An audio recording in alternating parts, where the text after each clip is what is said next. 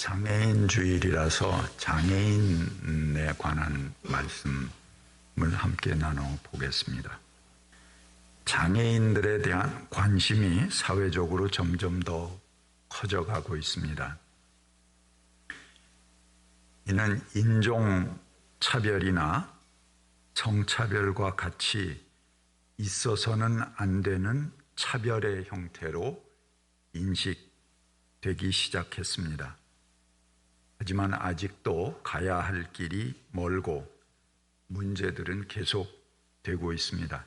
오늘 본문 말씀에 의하면 몸에 약한 지체들은 오히려 그 약하기 때문에 더 요긴하게 여기라, 그렇게 바울 사도가 말하고 있습니다.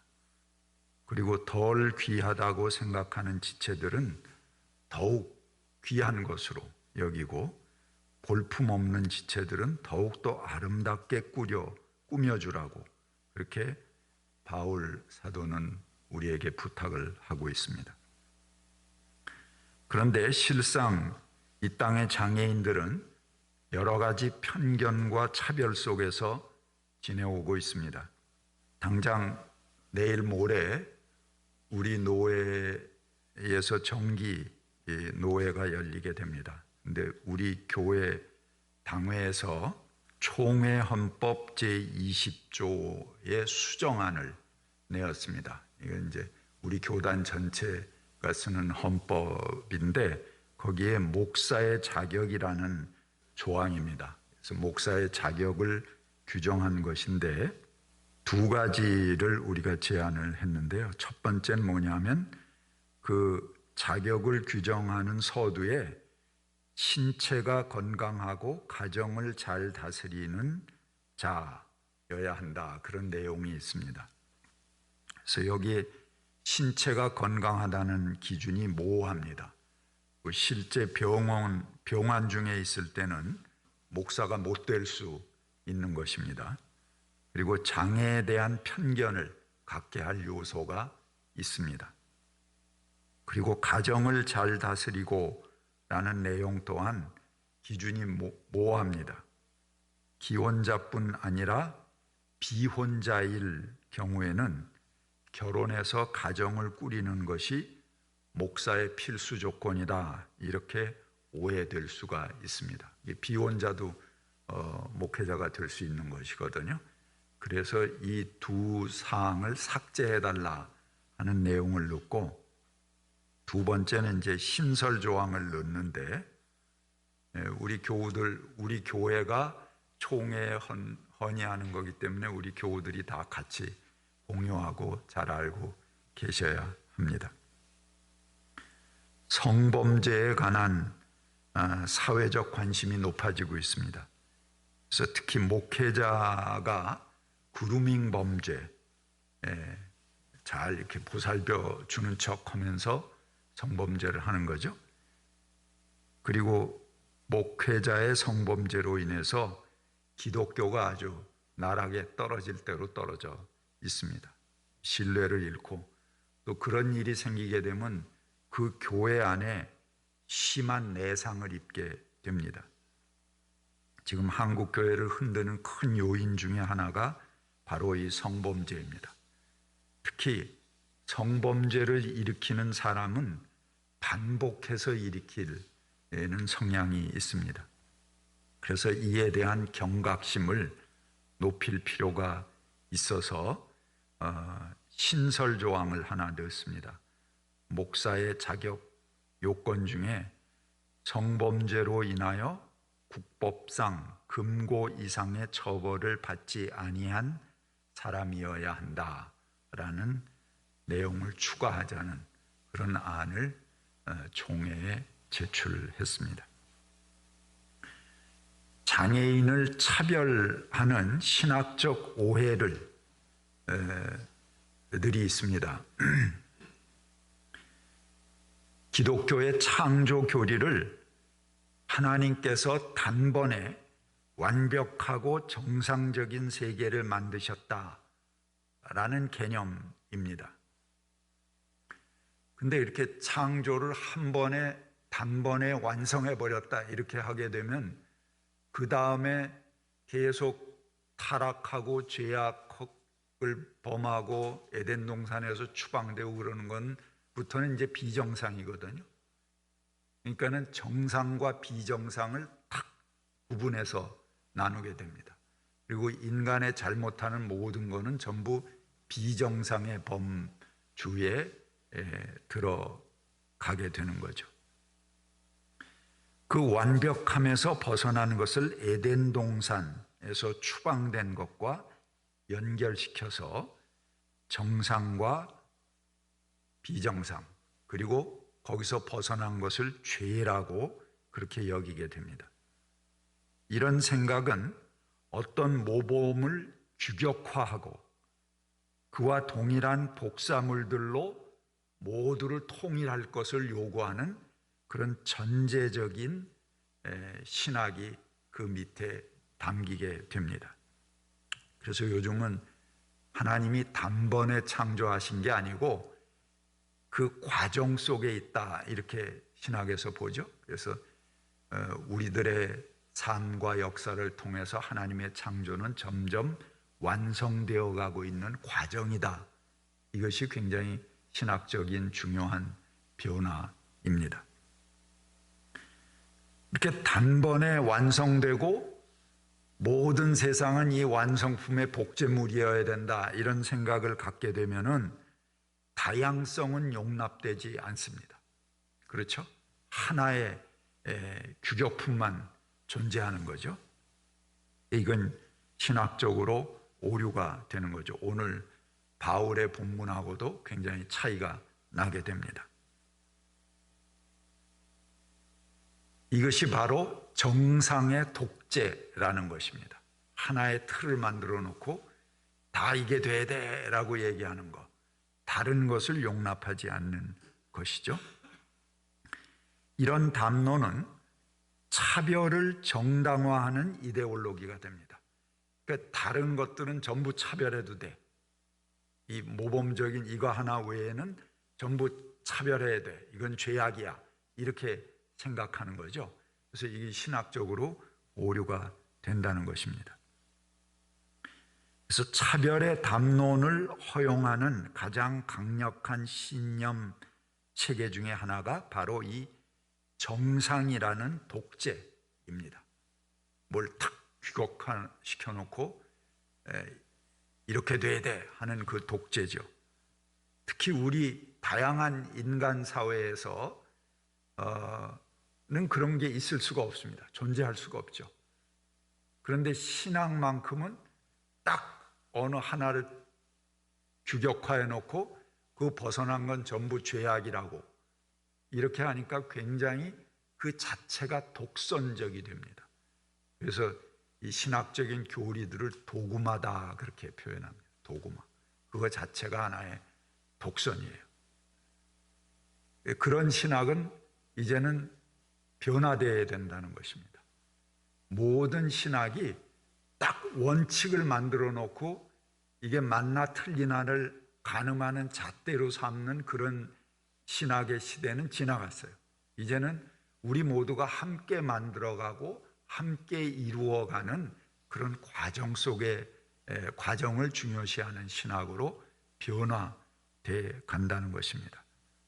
오늘 제가 여러분들에게 굉장히 중요하고 어려운 개념을 말씀드리는데 다 이해하시죠? 예.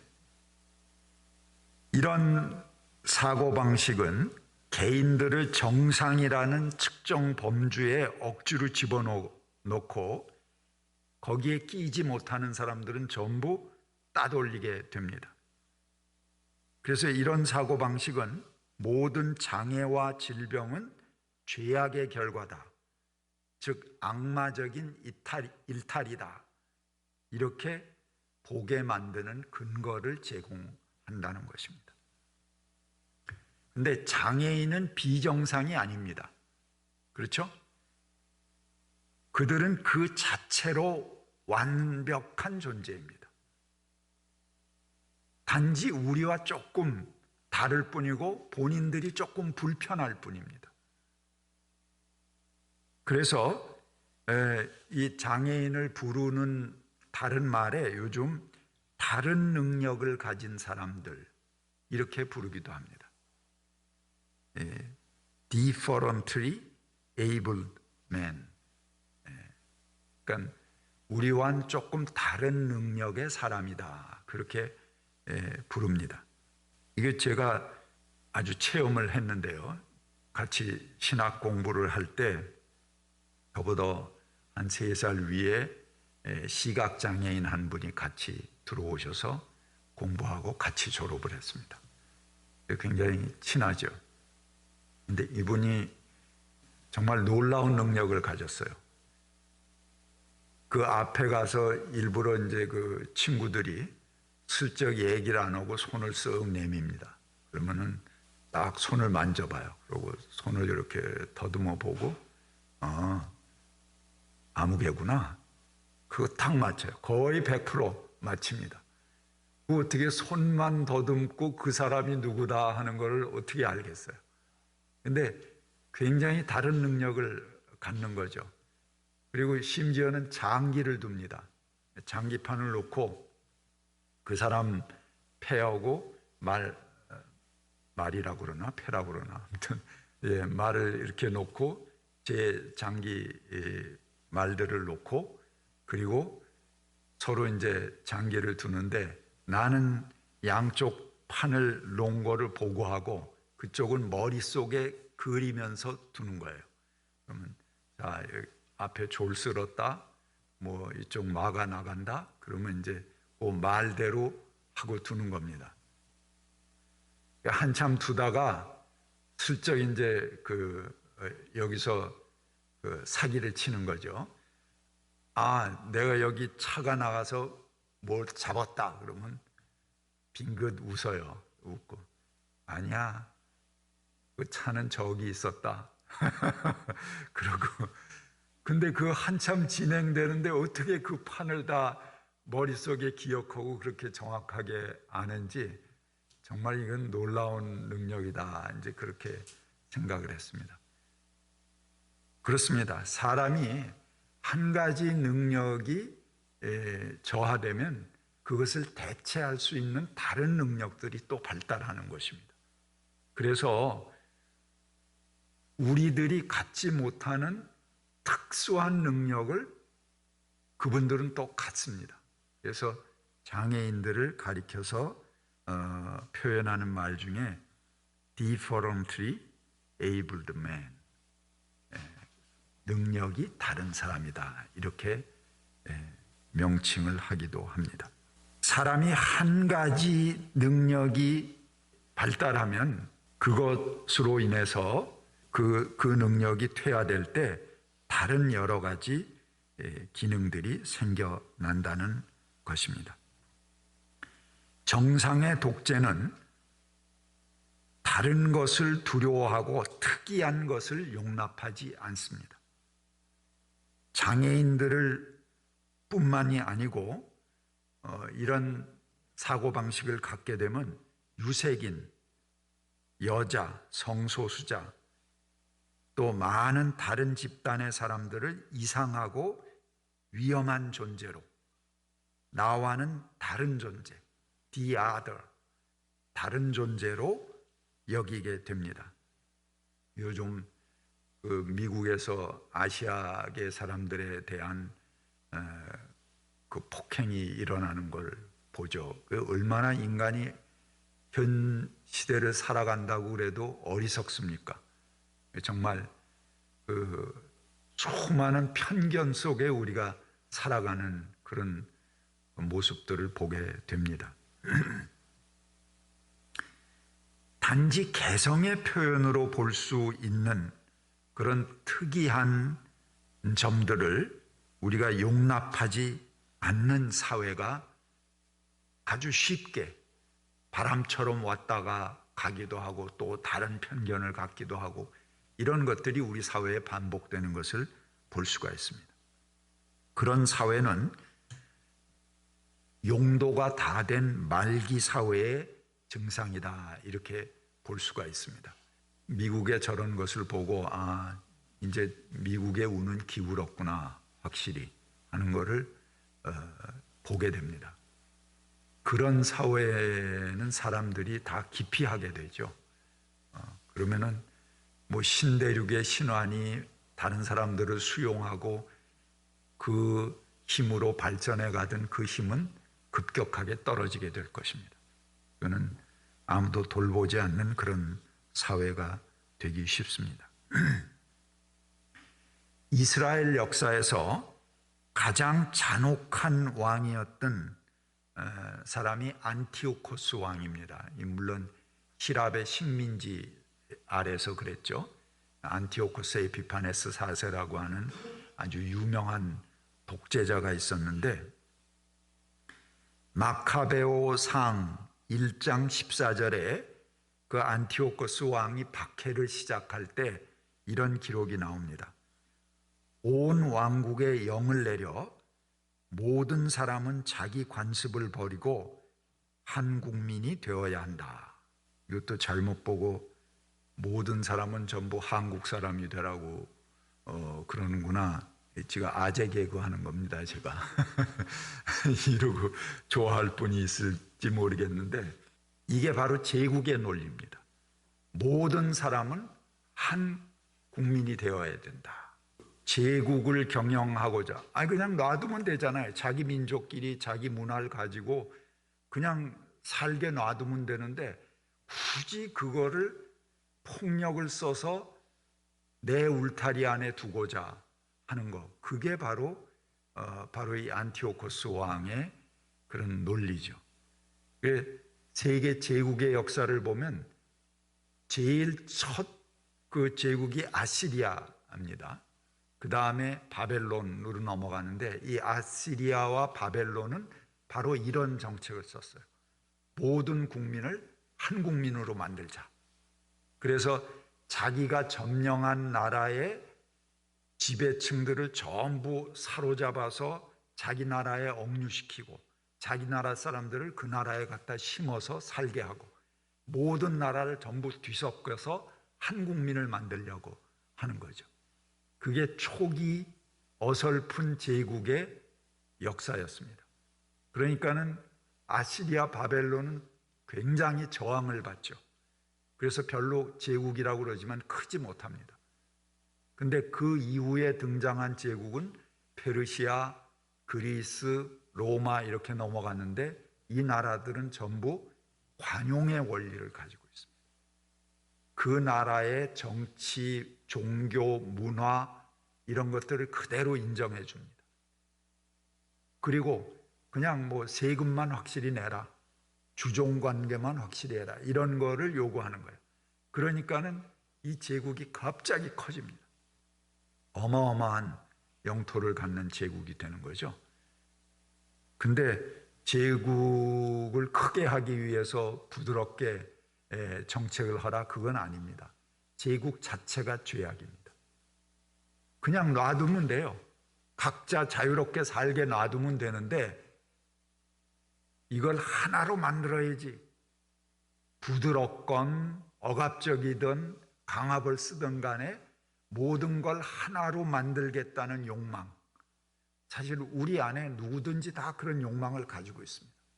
조금 잘 되고 커가고 그럴수록 그런 욕망이 나타납니다. 이거는 폭력입니다. 그냥 놔두면 돼요, 누구든지. 그리고 그 다양한 걸 즐기면 됩니다. 그리고 존중해 주는 그것이 우리 기독교가 갖는 세계의 이상입니다. 근데 조금 커지면 전부 내 하나 만들어야지. 이렇게 하는 데서 정치도 부패하게 되고 뭐 이 세상의 나라들도 이런 제국의 욕심을 가지고 또 세계에 큰 피해 역사를 불러오고 말도 안 되는 논리로 다른 나라들을 괴롭히고 이런 일들이 반복되는 것입니다. 그래서 어떤 의미에서 이 장애인들은 하나님께서 우리에게 어떻게 살아라 하는 걸 가르쳐 주시는 굉장히 중요한 메시지를 우리에게 주고 있습니다. 다양한 사람들이 꼭 같은 규격품일 필요는 없어. 다양한 특성을 가진 사람들과 더불어 살고 그들을 존중하고 그들과 함께 가는 사회를 우리가 익혀야 할 필요성, 그런 걸 절실하게 느끼게 해주는 것이 또한 이런 일이기도 합니다. 조사에 의하면 세계 인구의 8 내지 10% 정도가 장애를 가지고 있다고 합니다. 그런데 장애를 가진 사람들은 갈 수 있는 공공시설이 부족합니다. 그리고 움직이기도 굉장히 불편하죠. 그래서 집안에 머물러야 하고, 따라서 그들이 많은 사람들의 눈에 안 띄게 하는 그런 정책을 써오기도 했습니다. 그러니까 사실은 10%에 가까운 사람들이 장애를 가졌는데 우리가 거리에 나가보면 10%가 눈에 띄는 건 아니죠. 그렇죠? 아주 극히 일부분만 눈에 띕니다. 그래서 그들은 아예 존재하지도 않는다는 생각을 심어주는 그런 정책들이 펼쳐지기도 했죠.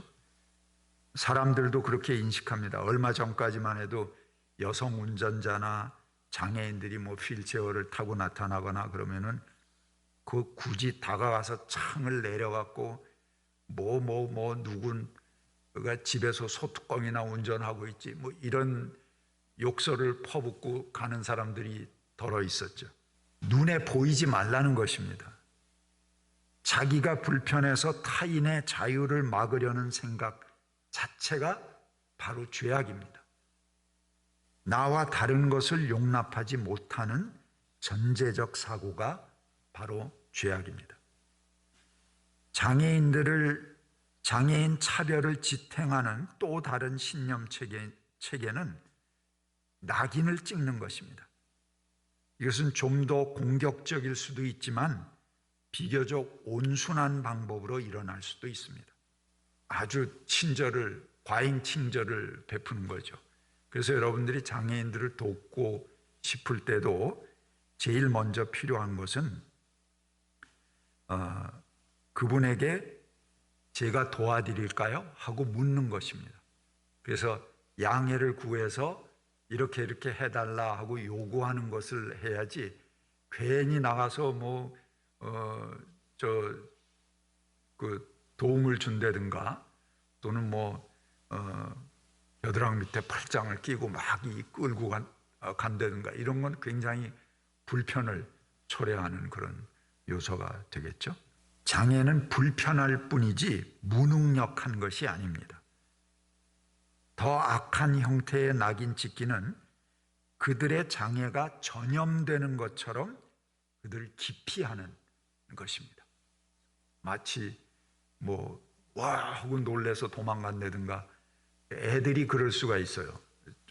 나하고 다르니까. 그럴 때는 교육시켜야 됩니다. 그래서는 안 된다 하는 걸 철저하게 교육시켜야죠.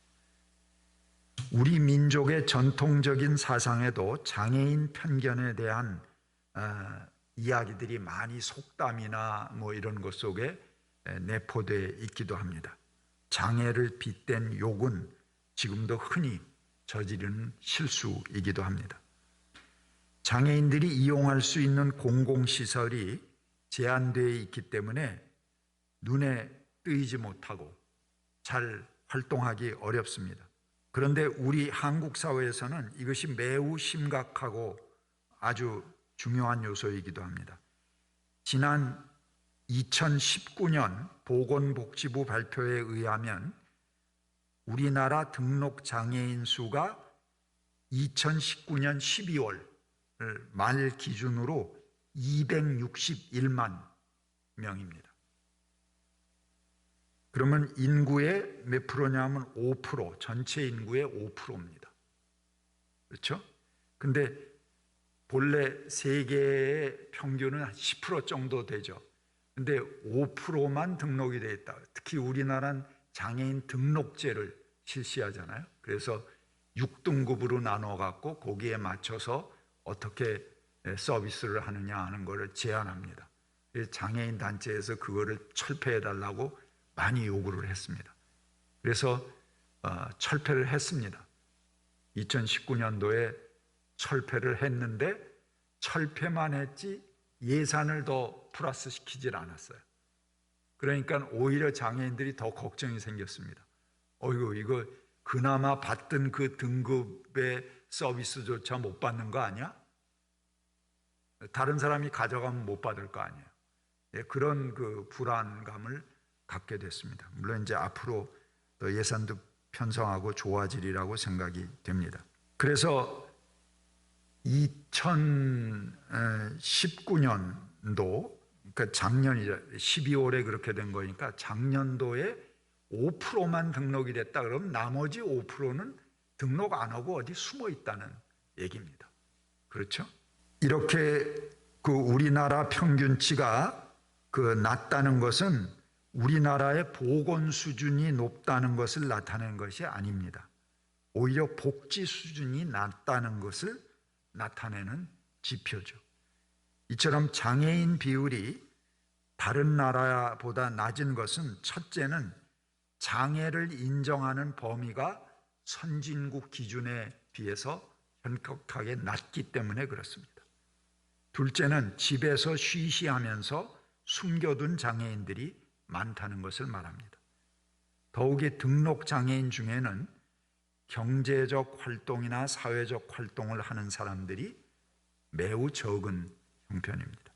그런데 더욱 심각한 문제는 한국교회가 이런 장애인들을 포용할 아무런 대책을 가지고 있지 않다는 것입니다. 교회는 뭐 선한 사마리아 사람, 뭐 이웃을 돕는다 그렇게 이야기하지만 한국교회는 장애인 중에 몇 프로가 교회에 출석하고 있는지 이런 통계 자료조차 없습니다. 그 수치는 비장애인들의 비율에 비하면 훨씬 낮은 비율입니다. 그래서 최근 몇몇 교회에서 장애인 부를 신설하고 교회 내에 여러 편의시설을 갖추려고 노력하고 있습니다.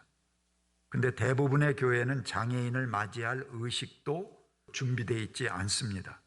우리 교회도 그렇죠. 마찬가지입니다. 우리 리모델링 할 때 장애인들이 여기 들어올 수 있도록 엘리베이터를 놓자 그렇게 하고 계획을 세우고 다 알아봤는데 그 비용이 한 1억 원 정도가 들어요. 그래서 뭐 가난한 교회가 지금은 못하겠다 그러고 이제 중지되어 있는 그런 상황입니다. 그러니까 아쉬운 점이죠. 또 자폐성 장애인들은 소통의 어려움을 겪기 때문에 세례 받지 못합니다. 세례 문답을 통과하지 못하는 거죠.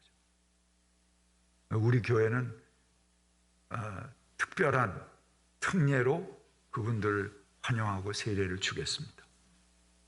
그런데 이런 문제들이 한국교회에 해결이 안 되는 겁니다. 그리고 몸이 부자연스러운 뇌성마비 장애인들은 성찬식에 참여하는 일이 굉장히 어렵습니다. 그런 것도 그분들을 위해서 배려되고 개선되어야 됩니다. 장애인들이 장애인 고용복지 및 직업재활법으로 2% 정도는 공공기관 2% 정도를 의무 고용하도록 되어 있습니다. 그리고 공공기관은 3%를 의무 고용하도록 되어 있는데 현재 30대 대기업에 고용된 장애인은 모두 5,198명입니다. 장애인 고용 비율이 0.79%에 그칩니다. 의무 고용률 2%에 훨씬 못 미치는 거죠. 이는 기업들이 장애인을 고용할 경우 생산성이 떨어지기 때문에 또 그걸 피해갈 수 있는 제도도 돼 있어요. 벌금 내면 됩니다. 그래서 그냥 벌금 내면 돼. 이렇게 생각을 하고 그거를 기업에서는 뭐라고 부르냐 하면 분담금이다 이렇게 부른대요. 그러니까 아예 그런 의사가 없다는 것을 얘기하는 거죠. 장애인에 대한 차별을 금지해달라 하는 입법 청원이 2007년에 그런 문제가 제기돼서 2020년도까지 국회에 8차례 제기가 됐습니다. 한 번은 정부가 냈고 나머지는 의원이 냈고 그렇게 했는데 8번 전부 상정조차 못하고 좌절되었습니다. 왜? 대형 교회에서 그냥 악다구니로 달려들어서 그걸 반대하는 거예요. 그래서 국회의원들 개개인에 대한 압력 행사를 하고 이렇게 해갖고 국회의원들이 안을 냈다가 무서워서 철회하고 무서워 이렇게 됩니다. 예수님이 이 땅에 오시면 아마 땅을 치고 오실 일이라고 생각합니다. 오늘 성경 본문이 우리의 몸의 약한 부분이 더욱 소중하다 그렇게 얘기를 했는데 예수라고 자처하는 자들에 의해서 이 차별금지법은 무참하게 짓밟혀 있는 현실입니다. 장애인에게 필요한 것은 돈과 쌀만이 아닙니다. 근본적으로 이 사회의 구성원으로 차별받지 아니하고 실질적으로 평등한 인간으로 존엄한 가치를 인정받고 그들도 행복하게 우리와 더불어 함께 살아가는 것입니다. 같이 침묵하시겠습니다.